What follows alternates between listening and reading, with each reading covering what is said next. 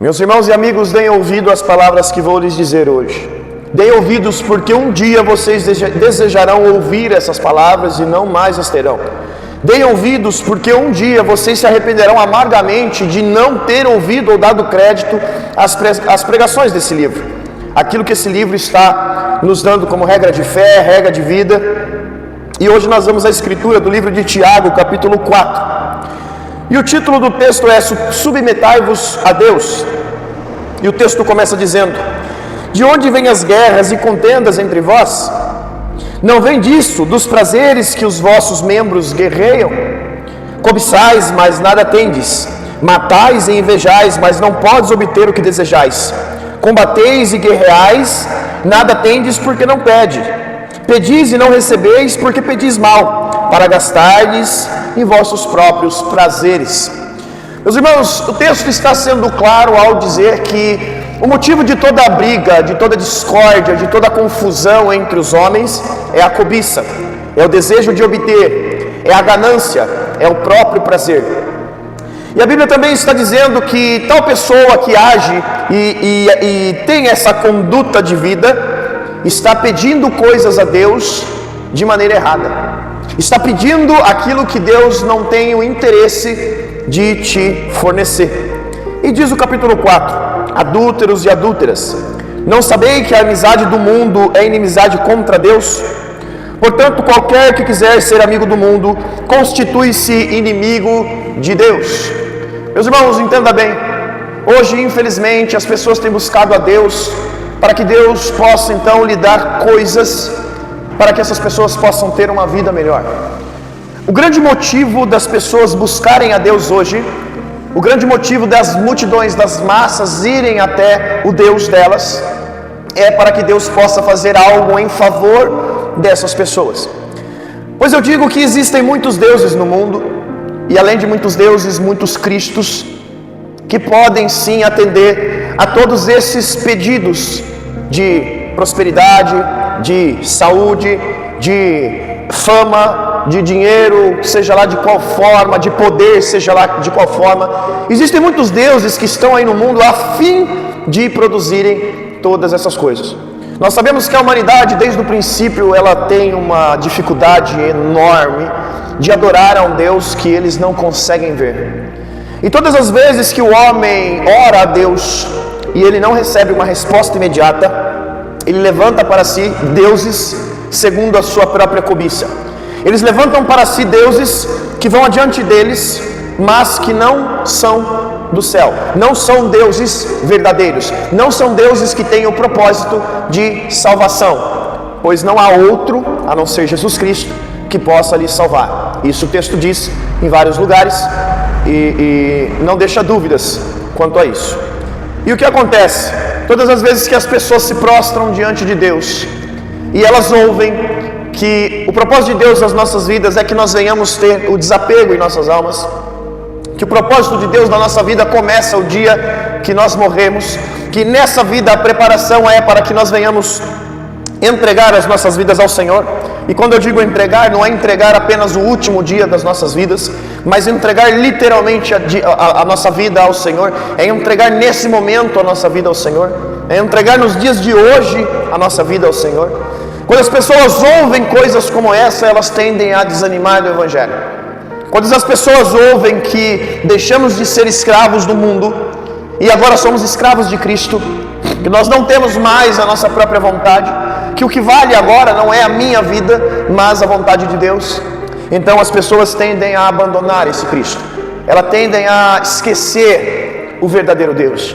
E não apenas elas querem esquecer o verdadeiro Deus, como também constroem outros deuses, deuses esses que estão aqui a fim de proporcionar aquilo que a nossa carne deseja, aquilo que o mundo tem para oferecer, mas esses deuses não podem te oferecer a salvação. A realidade do Evangelho é que, se você busca as coisas deste mundo, a realidade do Evangelho é que, se você está pendido à sua vontade da carne, se você está inclinado para aquilo que é o prazer da sua carne, aquilo que é o prazer do seu corpo, então você não tem parte com Cristo. Esse livro nos diz claramente que o homem que busca coisas materiais, coisas terrenas, que o homem que está de olho naquilo que o mundo tem para oferecer, ele não tem parte com Deus, ele se torna inimigo de Deus. Então, nós podemos afirmar claramente que o maior medidor da fé está naqueles que entregaram a sua vida ao Senhor, que não tem mais os seus próprios propósitos ou os seus próprios caminhos, está naqueles que não andam mais segundo as suas próprias vontades, segundo o seu bel prazer, mas o propósito está em servir a Jesus Cristo.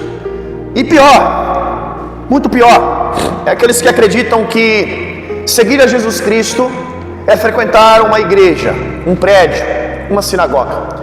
Pior, existem aqueles que acreditam que servir a Jesus Cristo basicamente é entrar para uma religião, seja ela qual for, não precisa nem ser uma igreja evangélica ou católica, mas fazendo de tal forma você está seguindo a Deus.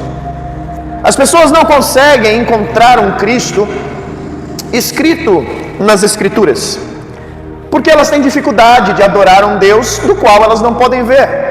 Elas têm dificuldade de amar alguém do qual não pode ver, do qual não consegue compreender fisicamente.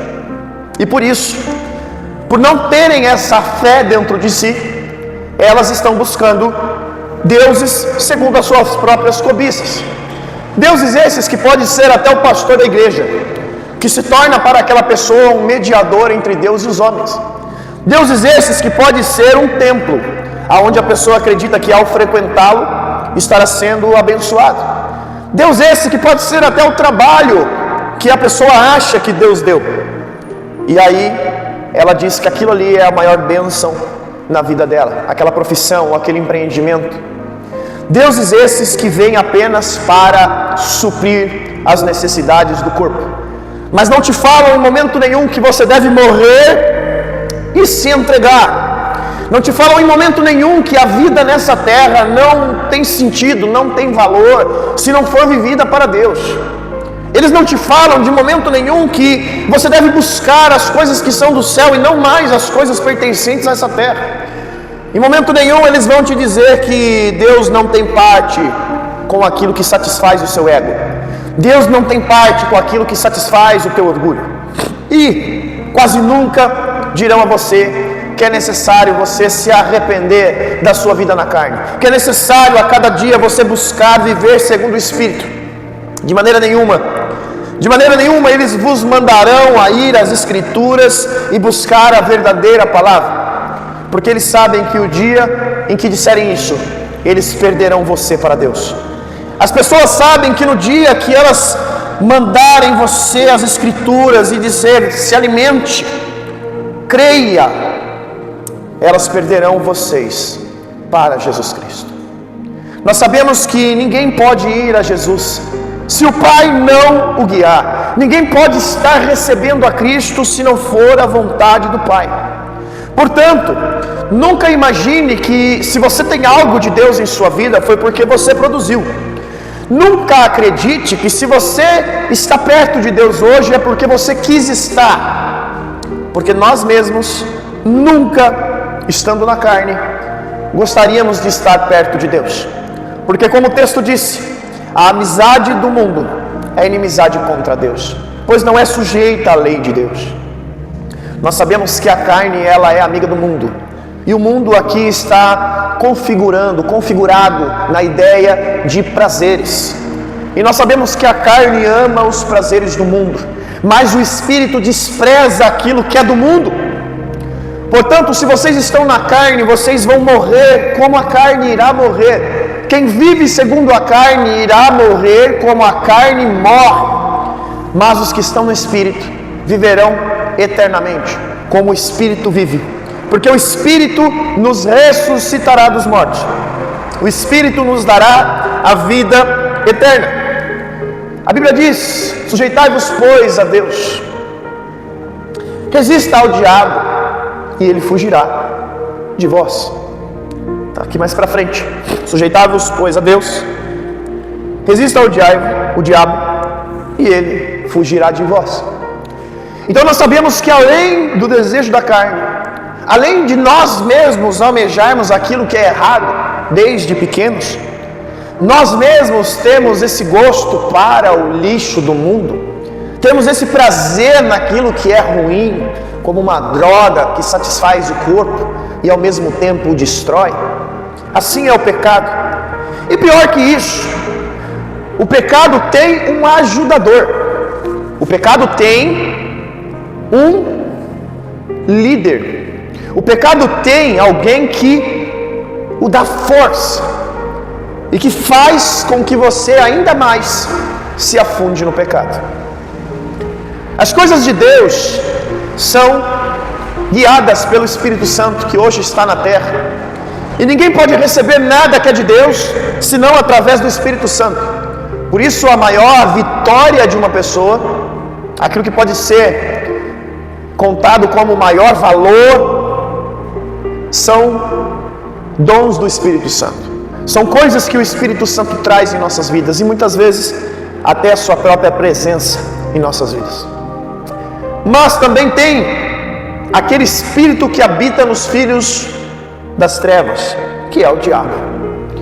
E o diabo, ele vem para nos mostrar aquilo que é errado. O diabo vem para ilustrar como uma paisagem à nossa volta aquilo que é errado. Ele vem para dar ainda mais gosto ao pecado. E a Bíblia fala que o diabo tem poder de sobra para enganar o ser humano. A Bíblia nos mostra que ele próprio tentou enganar a Jesus Cristo. Se ele teve a ousadia de tentar seduzir a Cristo Jesus, quanto mais eu e você, que somos infinitamente menores do que ele. Mas a Bíblia nos mostra que de maneira simples, de maneira natural, Cristo Jesus venceu o diabo. Ele resistiu a Satanás, resistiu ao pecado, resistiu ao erro. Mas ele não resistiu de si mesmo. Ele não resistiu empurrando com as mãos. Ele não resistiu cantando um louvor. Ele não resistiu dando dízimo na igreja. Ele não resistiu frequentando templos. Ele não resistiu de qualquer outra maneira, usando um patuá no braço ou qualquer outra forma, senão pela palavra, senão pela escritura, senão pela verdade, senão pela luz que ilumina os meus pés. Meus irmãos, se temos obtido vitória no mundo espiritual, se temos alcançado alguma coisa de Cristo, é porque estão nessas escrituras sagradas. Escrituras essas que o diabo sabe que é o poder de Deus para vencê-lo, para resisti-lo, para derrotá-lo. E é por isso que a grande luta de Satanás é fazer com que você não conheça as Escrituras. A grande luta do diabo é fazer com que você não dê atenção às coisas que são do Senhor. Porque uma vez que o diabo consegue colocar dúvidas dentro do seu coração, uma vez que Satanás consegue colocar a falta de fé no seu coração, se você preferir esse termo, ele conseguiu achar uma brecha dentro de você do qual ele pode entrar e destruir. Uma vez que você duvida, por isso que eu falo que quanto mais a pessoa duvida, mais demônios ela tem. Uma vez que você duvida, você está dentro de uma jaula, preso por Satanás. Entendam bem, meus irmãos, o diabo já perdeu essa luta. Na cruz, Cristo venceu o diabo. Na cruz, Cristo tomou as chaves da mão de Satanás. Na cruz, ele ganhou para Deus as almas que eram de Deus. Na cruz, o diabo foi exposto à vergonha. E Cristo já foi determinado o Rei dos Reis e Senhor dos Senhores. Não existe uma palavra de livre-arbítrio na Bíblia. E talvez você diga que eu esteja completamente errado no que eu vou dizer. Mas a pior tolice, e eu posso falar até de uma maneira pejorativa, burrice do ser humano, é acreditar que ele tem liberdades de escolha. Porque as escolhas mudam o curso das coisas. As escolhas mudam o futuro das coisas. E o diabo, ele tenta colocar dentro do teu coração que você tem o direito de mudar o futuro das coisas. E quando você tem o direito de mudar o futuro através das suas escolhas, logo o futuro é incerto. Logo, o dia de amanhã não pertence mais a Deus, como diz o texto, como diz muitas vezes os ditados populares também, né? O futuro a Deus pertence, né? Mas não, quando eu tenho o meu direito de escolher o que eu quero, logo então não é Deus quem me escolhe, mas eu que escolho a Deus. E se recebo salvação, por mais que a tenha recebido gratuitamente, no dia de amanhã, uma escolha minha pode determinar que eu venha a perder esta salvação. E se o amanhã é incerto, logo eu não consigo acreditar naquilo que não é certo, naquilo que não é imutável, porque as minhas escolhas podem mudar o amanhã. E se as minhas escolhas mudassem o amanhã, talvez eu não seja salvo, talvez eu não alcance a vitória, talvez as minhas obras me condenem, porque é certo que se você crer dessa forma, elas te condenarão. É certo que se a salvação dependesse das minhas escolhas, se as boas obras dependessem das minhas escolhas, é certo que eu me condenaria, é certo que eu estaria perdido. Mas aqueles que acreditam que Deus os predestinou, que Deus os escolheu desde o ventre da mãe, aqueles que creem que Deus os tem guardado desde pequeno, e não apenas guardado no sentido do passado ou presente, mas guardado também o futuro, aqueles que creem que Deus os reservou para o dia do fim, como diz as Escrituras, te selou para o dia do fim, te escolheu, te limpou, te resgatou, né? Como a Bíblia fala que esse mérito é apenas de Cristo. Cristo disse que aqueles que o Pai lhe desse, de maneira nenhuma ele lançaria fora, de maneira nenhuma ele os perderia. E assim como nós somos chamados de ovelha, e a ovelha ela não tem o seu livre-arbítrio, porque ela é cuidada de um pastor. A ovelha ela nem quer ter a liberdade, porque ela sabe que uma vez estando longe do pastor, o lobo a devorará. Assim também são aqueles que acreditam que Deus os predestinou, como está escrito no livro de Efésios, porque Deus os predestinou segundo o seu perfeito propósito. Então, se nós sabemos que Deus já tem um destino em nossas vidas e que a vitória é certa, como o texto diz, nós sabemos então que o diabo já está derrotado, como o texto diz, e sabendo que ele é um derrotado e é um vitorioso, não pela minha força, mas porque Deus assim determinou, então o meu poder se torna o poder de Deus, e contra o poder de Deus o diabo não pode. Logo então a minha luta deixa de ser contra Satanás, porque eu acredito que Deus já o venceu, e eu não vou mais tentar com os meus braços, com a minha mente, lutar contra o diabo. Pelo contrário, com a mente de Cristo e com a força do Senhor, eu vou resisti-lo, e eu vou dizer a ele: não, porque você é derrotado, não, porque você já está vencido, não, porque Cristo já te expôs à vergonha. Meus irmãos, entendam muito bem, há uma guerra espiritual acontecendo, aonde o diabo está armando um cenário de guerra à sua volta. E nesse cenário de ilusão, muito semelhante ao que ele fez com Jesus no deserto, levando ele a diversificados cenários para mostrar as coisas, o diabo muitas vezes mostra a você que a situação está perdida. O diabo muitas vezes, através dessa ilusão, ele mostra a você que você está perdido, que não haverá saídas. E essa ilusão, essa mentira, porque ele é o pai da mentira, vem para que você acredite, uma vez acreditando, a sua fé é abalada. E uma vez a sua fé sendo abalada, você acaba sendo destruído pelo diabo. Então, meus irmãos, nós precisamos entender que nós fomos escolhidos pelo Senhor. E se fomos escolhidos por Ele, a nossa salvação e as nossas vidas não pertencem mais a nós, porque não foi uma escolha proveniente de nós a Ele. Mas se fomos escolhidos, foi uma escolha proveniente dele a nós. Então nós somos pertencentes a um Deus, e logo deixamos de dar crédito a Satanás. Então logo nós deixamos de dar essa autonomia ao diabo. Então logo nós deixamos de temer a Satanás, sabendo que tudo o que acontece em nossas vidas é a vontade de Deus em nós. Sabendo que ainda que Deus tenha dado poder ao diabo para destruir a carne, ainda que Deus tenha dado poder ao diabo para perseguir e matar os cristãos, que aquilo que o diabo mais quer, ele não pode tirar de nós, que é a nossa vida eterna. Ainda que o diabo queira, ele não pode arrancar de nós a graça que em nós foi derramada. Porque o diabo, quando pecou, ele pecou uma vez. E essa uma vez que ele pecou, ele foi expulso dos céus.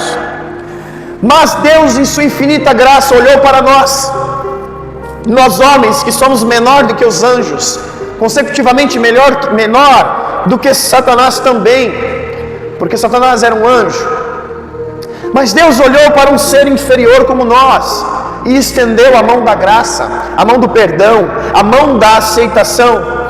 Aceitação e perdão essa, que quando nos arrependemos de nossos pecados, nós podemos alcançá-la. Graça que está ao nosso alcance, graça que está próxima. Talvez você diga, a graça está aí, mas você estende a mão para pegá-la. E eu digo que não. Se o Espírito Santo não te revelar do pecado, da justiça e do juízo, de maneira nenhuma você irá querer essa graça, porque por mais que ela esteja perto, você não pode enxergá-la. Por mais que ela esteja perto, você não pode entender o valor que essa graça representa. Mas o Espírito deve lhe convencer. Por isso, mais uma vez, eu dou os créditos da salvação ao Senhor e não a você. Porque por mais que você queira ser bom, você é ruim. Mas se o Espírito estiver em você, Ele te falará, Ele te mostrará, Ele te ensinará o caminho do bem. E o diabo, numa situação dessa, ele se torna um grão de areia, algo muito pequeno. Porque nós devemos fixar os nossos olhos em Deus e acreditar no Senhor. A fé está em acreditar em Deus e não no diabo. A fé está em acreditar naquilo que não se vê e não naquilo que o diabo nos mostra. Se nós cremos em Deus, então nós deixamos de lado as coisas deste mundo. Se nós cremos em Deus, a cobiça, o desejo, a ganância, dos quais Satanás usa para nos ludibriar, para nos enganar, para nos dar outro foco, outra direção de vida. Se eu creio no Espírito Santo, se eu tenho certeza que Ele está em mim, então logo essa crença me guia para um caminho de desapegos, me guia para um caminho onde me fará deixar as coisas que são desse mundo e seguir as coisas que são do céu. Se Cristo na verdade está em mim, o meu corpo na verdade está morto. E o meu corpo estando morto, aonde estão as vontades da carne? Não sabei que a lei não pode ser cumprida pelo homem, porque o homem vive na carne. Mas o que Cristo trouxe não foi o destruir da lei, mas foi o cumprimento da lei, porque nós não viveríamos mais segundo os desejos da carne, mas agora segundo a fé em Jesus Cristo, segundo o Espírito de Cristo que habita em nós. Portanto, se você não tem o Espírito de Cristo, você não é dele.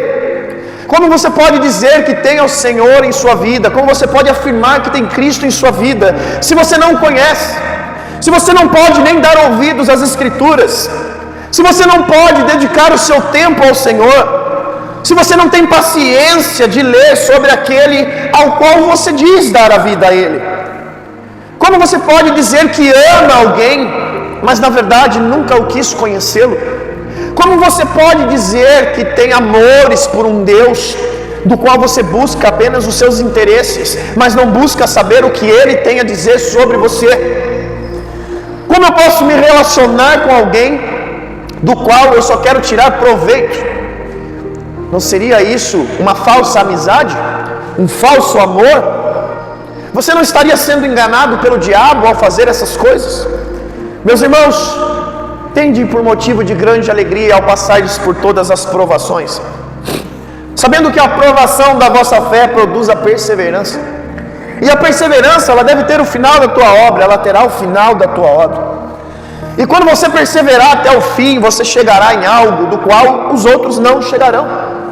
ainda que você esteja passando por dias difíceis, momentos difíceis, ainda que você esteja na perca, na dor, no sofrimento, na fome, na angústia, na perseguição, ainda que você esteja se sentindo sozinho, abandonado, desprezado pelos outros, como um patinho feio no galinheiro, meus irmãos, entendam bem, o que vale nesta vida não é esta vida, não é as amizades, fama, conquistas e tudo aquilo que você pode ter que possa agradar a sua carne, pois o que vale nessa vida é apenas o ato de entregá-la a Jesus Cristo.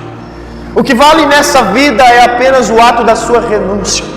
O que vale nesta vida é apenas o fato de você entregá-la ao Senhor para que Ele faça aquilo que Ele quer fazer com você. E aí então, no final dos tempos, enquanto aqueles que viveram bem neste mundo, enquanto aqueles que buscaram aquilo que esse mundo pode dar, enquanto aqueles que foram ricos, milionários, famosos, poderosos, elegantes, charmosos, atraentes, enquanto esses estarão chorando amargamente, arrependidos, mas sem uma misericórdia alcançados. Enquanto esses estarão sofrendo arduamente no fogo das chamas do inferno, enquanto esses estarão dia e noite acordados, vendo os seus pecados diante de si, e não podendo fazer mais nada contra eles, sendo ali torturados não pelo diabo, não por ele mesmo, mas sendo torturado pela presença de Deus que não há naquele lugar. Meus irmãos, entenda bem, nesse dia eles olharão para a sua dor e o seu desprezo, e eles desejarão ter 1000 vezes mais essa sua dor e esse desprezo que você sofre. Eles desejarão passar 1000 vezes aquilo que você passou para alcançarem aquilo que você alcançou, mas eles não o terão. O mundo odeia a Cristo, o mundo odeia as Escrituras, o mundo odeia a verdade, e eles convertem a verdade deles como se fosse a verdade de Deus, e acreditam naquilo que querem, e não naquilo que realmente está escrito. Mas chegará um dia em que seremos julgados pelo livro que nos salva. Chegará um dia que seremos sentenciados pelas palavras de amor que estão nesse livro. E aqueles que deram crédito a essas escrituras, que procuraram viver ao máximo aquilo que aprenderam, esses serão livrados. Mas aqueles que ignoraram esse livro, por diversificados motivos, esses serão condenados por ele. A mesma mão que está estendida hoje para a salvação na sua vida, é a mesma mão que se recolherá amanhã, e outra mão de justiça e ira será estendida a você.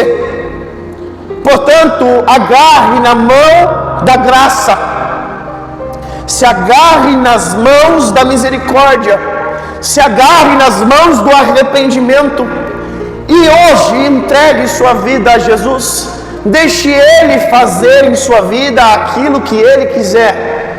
Saiba que você não tem domínio sobre si mesmo.